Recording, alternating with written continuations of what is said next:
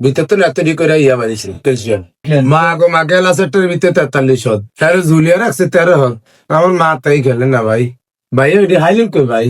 কাজের দক্ষতা। আমি আমার দেশের গেস্টদেরকে আমি যে খাওয়াচ্ছি, এটা আমার, আমি যে 23 বছরের একজন বাবুর্চি,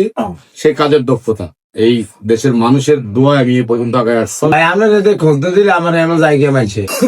বাবুসি আমি